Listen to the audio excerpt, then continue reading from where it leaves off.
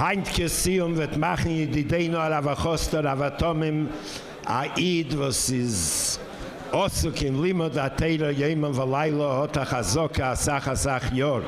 Das macht bei uns Siyum Horav HaChosid Rav Bishaye Manes Mimenu Yiro V'chein Yasu Kol Anash Vatmimim Kol Ayudim Mafposhet sitzen und lernen. Ja, da Zettel. Ja? Zettel.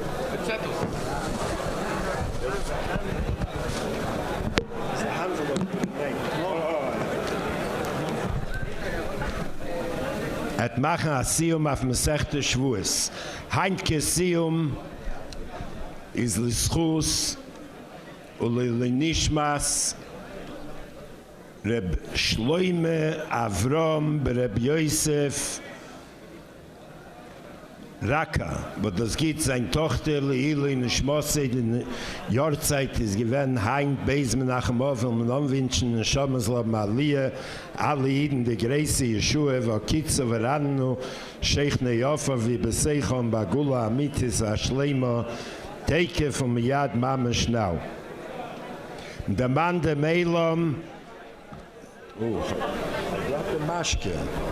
der Mann der Meilom wegen Siyum bemishpat die Pode und Shaver Bitzdoko, jeder Siyum darf man verbinden mit Tzdoke und Avas Yisrael. Der Rebbe hat sehr gemahnt, dass die Siyumim soll man der Mannen, nicht nur der Mannen, verbinden mit Avas Yisrael und Azei Beuten auf die dritte Beis Hamikdash.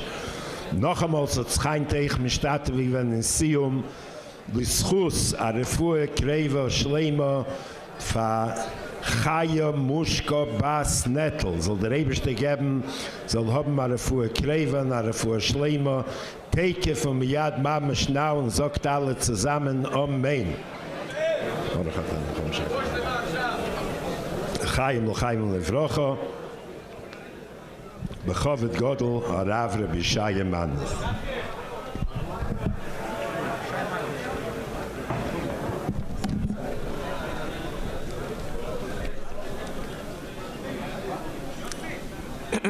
Before I start, first is the schus of my wife, Shoshana Etabas Chaim Alevi, who once her husband was a learner, and also in memory of Moshe Nechemia ben Chaim Moshe.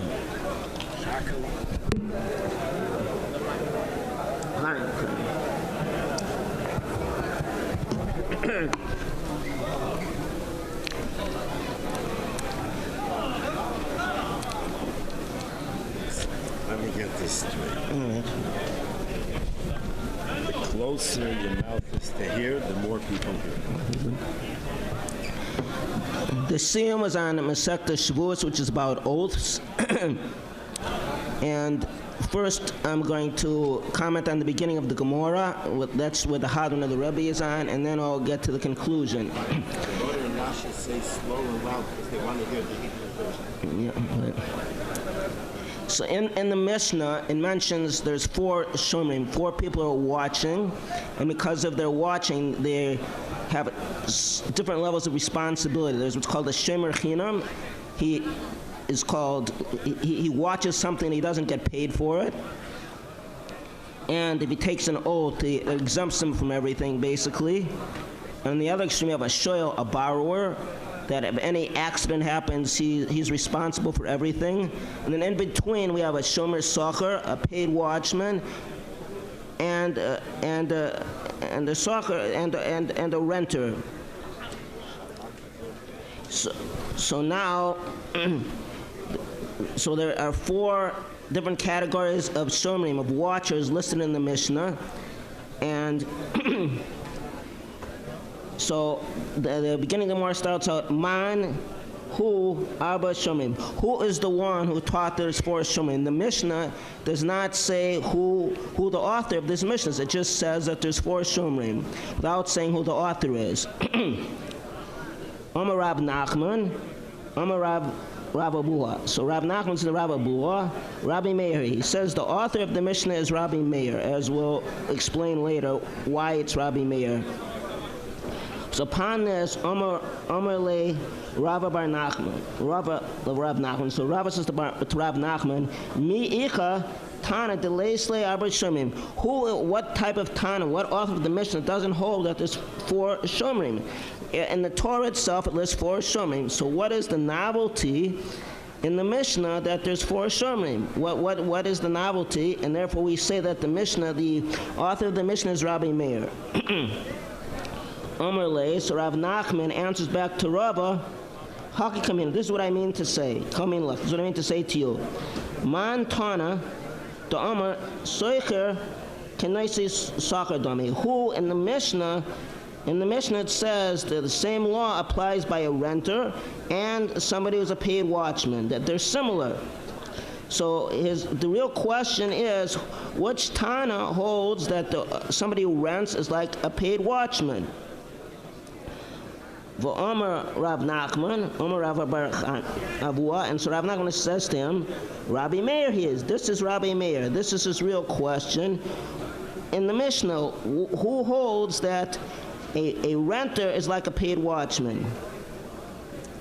But the Gemara doesn't like this answer. How Rabbi Meir?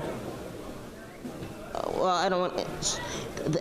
He's gonna bring a Bryce that seems to hold the opposite. But anyways, and the conclusion is basically that there's a controversy between Rabbi Meir and Rabbi Yehuda. Rabbi Yehuda holds that a renter is like a free watchman, which we'll explain why later. And Rabbi Meir holds that a renter is like a paid watchman. And later on in the Hadron, we'll explain what each of these 4 types of watchers, what do they mean in serving our Creator. As the expression is somebody's a shomer, Shabbos a shomer, Torah and mitzvahs, they're guarding, so this must also apply to these 4 watchers, 4 shomrim. And so the Mishnah concludes, Hani Arba, these 4 watchers, have a shlocha, there are 3, meaning to say that there are Arba Shomrim, Vidinam Shlosha. In reality, there are 4 watchers, but they have 3 different laws to them. Since the borrower has his own law, the free and then there's a question whether what law does a paid watchman have? Does he have the law of a free watchman, or does he have the law of a renter? Well, however you hold, it still will come out there are 3 different laws. Even though there's 4 shomrim, there's 3 different laws. Like we'll explain in the Mahadran more in detail. Now, the conclusion of the more gufa, this means there's something that was learned previously by Rabbi Ami.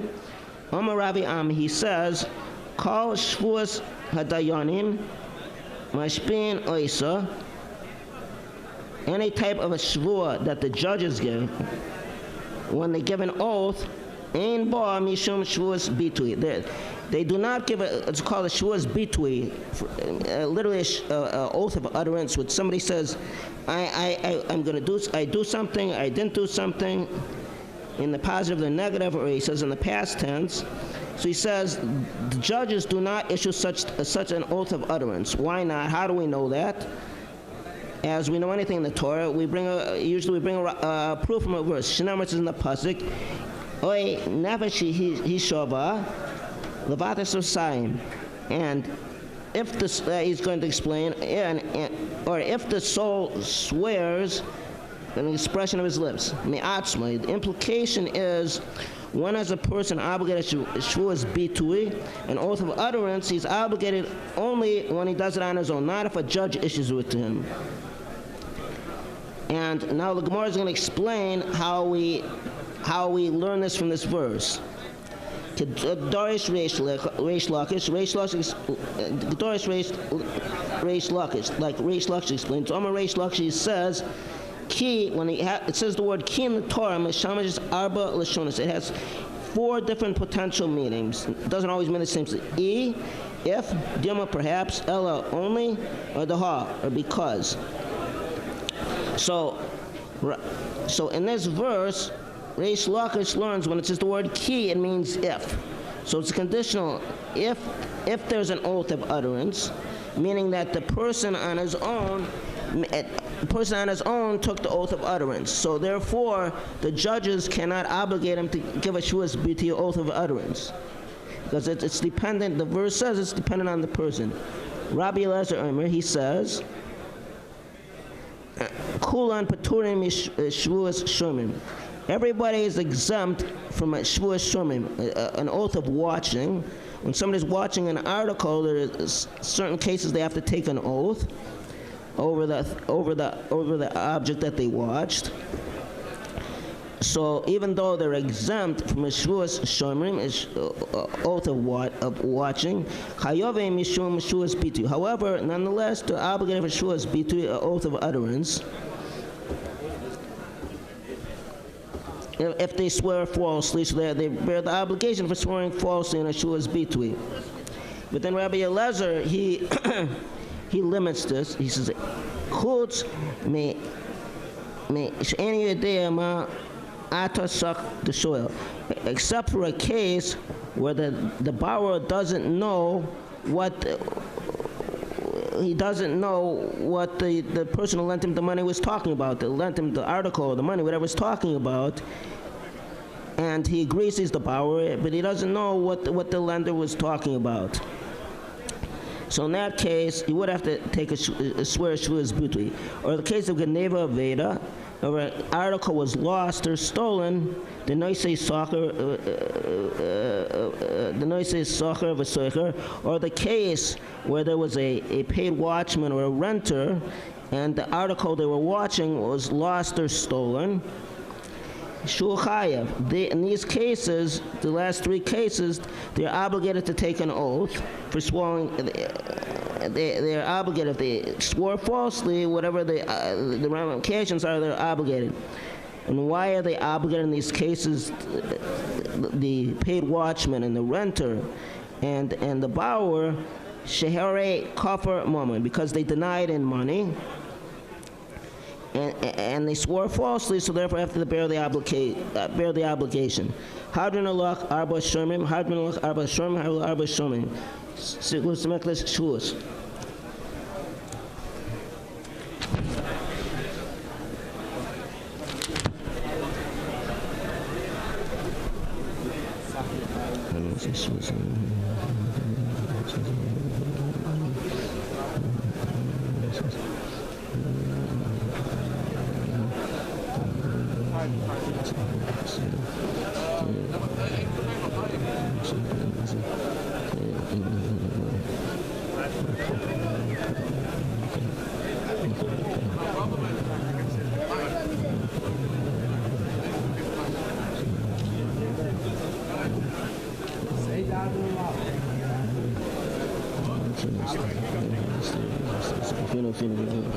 Israel,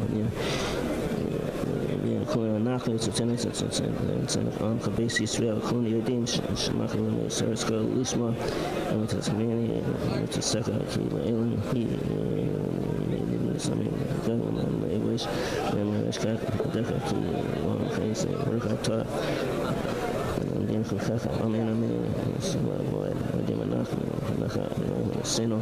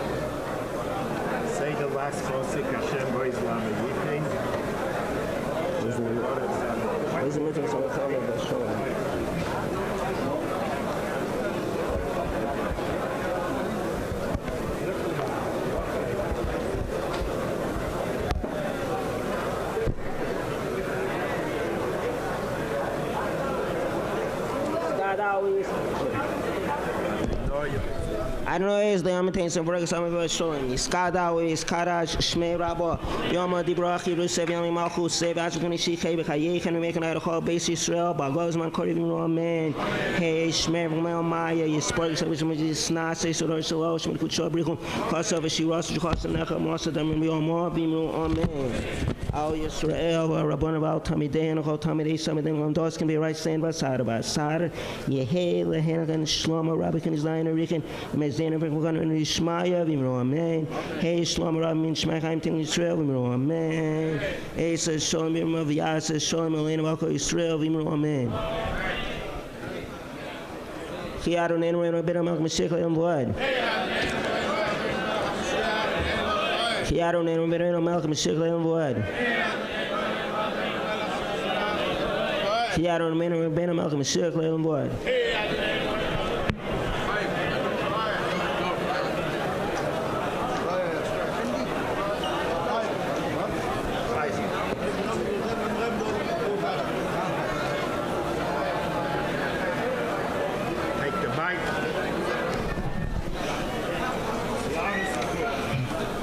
Okay, as far as the Hadron goes, as I mentioned before, there are four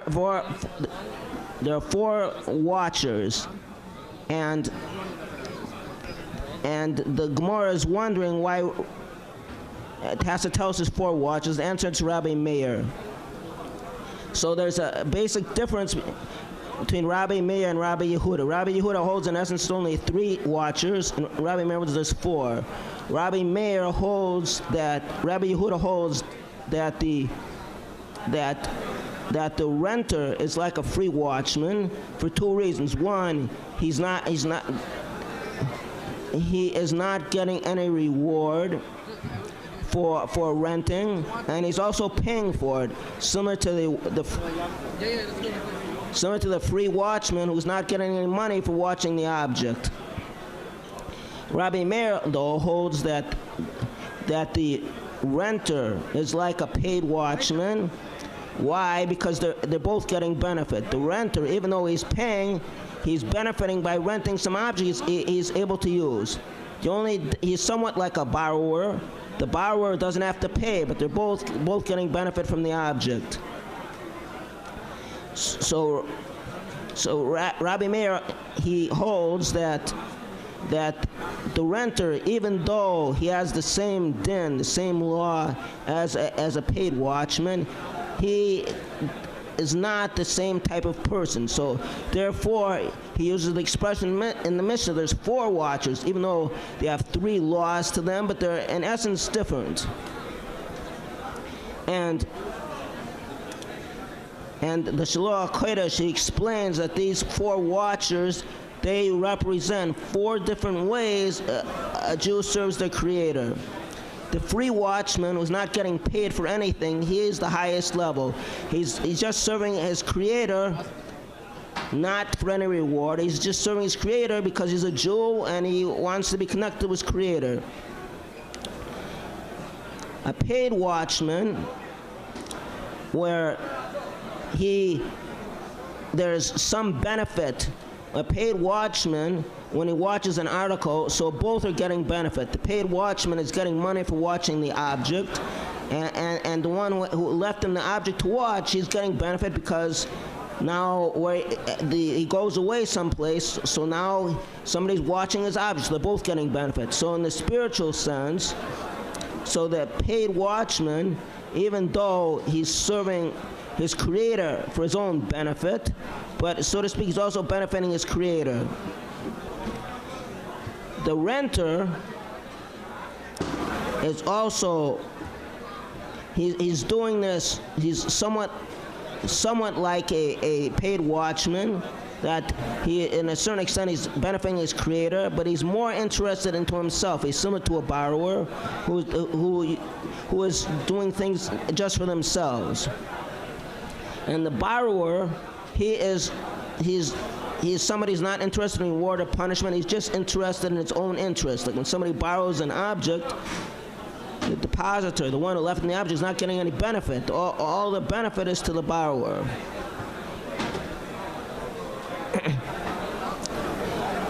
But nonetheless, and a different Gemara tells us, always a Jew should serve God, even if he does it for not the right sake. He should do it anyways. It's eventually he will come, or in the midst of his doing it for the not right sake, he will do it for the right sake. And as Chassidus explains, really, whenever a Jew does a mitzvah, they learn Torah, they do something in Yiddishkeit, the real inner reason is that's their inner will. So even if we have somebody who is a shoyal, everything is for his own self-interest, that's only superficially. But deep down, every Jew wants to be connected to the Creator. So even when he does something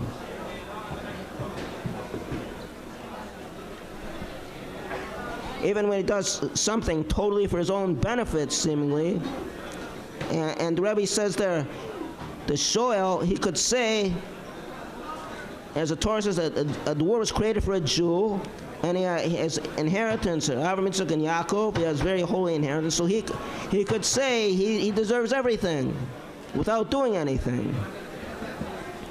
But that's only superficially. Deep down, a Jew, they want to be connected to their Creator. And in the midst of whatever their superficial reasons are, the underlying factor is that they want to do it. They want to observe Judaism because they feel connected to their Creator. And at the end of this week's Haftorah, it tells us that Siyum will be redeemed with mishpat, or judgment. And as the Alter Rebbe explains, Siyum, literally translates Zion, is not only a physical city. This means the inner love of a Jew. The inner love of the Jew sometimes is not expressed through the frivolities of the world, but it's there. So when a Jew learns Torah, this redeems the inner part of his soul out of captivity. And this Shabbat is also called Shabbos Chazon, when every Jew gets a vision of the third Beis Hamikdash. And we should not only get a vision of it, but we should have spiritual days, not a vision, but the real thing, the real Beis Hamikdash. Very nice, very nice. Just a few questions.